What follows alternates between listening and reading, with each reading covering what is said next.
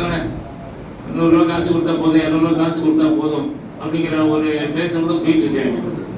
ஏன்னா காசுக்காக மட்டும் ஒரு நிருபர்கள் கிடையாது. ஏன்னா மக்களுடைய பிரச்சனைகளை, ஏன்னா இன்னைக்கு பாத்தீங்கன்னா இன்னைக்கு அன்றாடம் நடக்கிற பிரச்சனைகளும் அவ்வளவு பிரச்சனைகளும் நடந்துட்டு இருக்கு.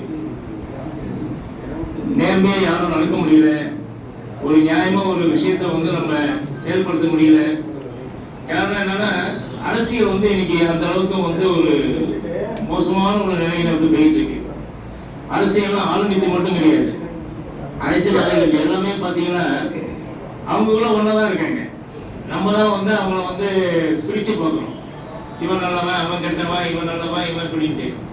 ஆனா காமனா பாத்தீங்கன்னா எல்லாம் மனுக்குள்ள ஒன்னதான் இருக்காங்க. இதுல அரசியல் மொத்த அரசியலே சாக்குற மாதிரி ஆயிடுச்சு. ஏன்னா அரசியல் கட்சியை மொத்தம் தனிப்பட்ட முறையில நம்ம பேசாம எல்லா அரசியல்வாதிகளும் ரொம்ப மோசமான நேரத்தில் இருக்காங்க. இவனை கூட அங்க உட்காந்து அவனும் அதே தான் பண்ணுவான், இவனை மாத்தினாலும் அவன் அப்படிதான் பண்ணணும். இந்த மாதிரி ஒரு நிலையில மக்கள் தான் பாதிக்கிறாங்க.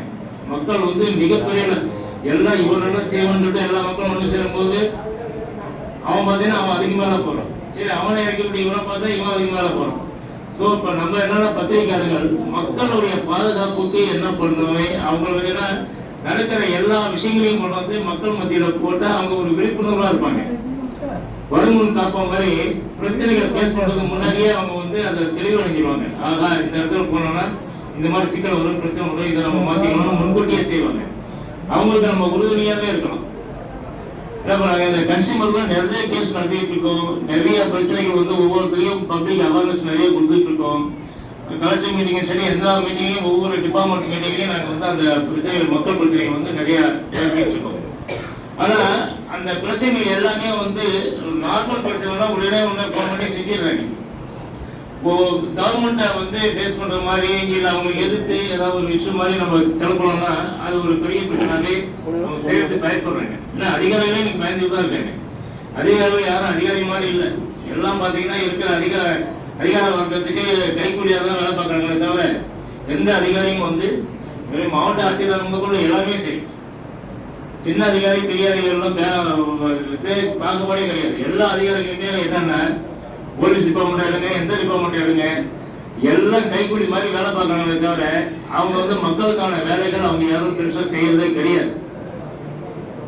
அது இங்க எல்லாருக்குமே நல்லா தெரியும். ஏன்னா ஒவ்வொருத்தரும் இந்த நிருபர்கள் எல்லாமே பாத்தீங்கன்னா ஸ்டேஷன் போகாத இடமும் கிடையாது, ஒவ்வொரு கவர்மெண்ட்டுக்கு போகாத ஒவ்வொரு அப்ரோச் பண்ணாத வேலையில எங்க போனாலும் பணமும் அதிகாரம் செல்வாக்கு இருக்கிறவங்க சாதிக்கிறாங்களே தவிர சாமானிய மக்கள் பாதிக்கப்பட்டு போயிட்டு இருக்காங்க.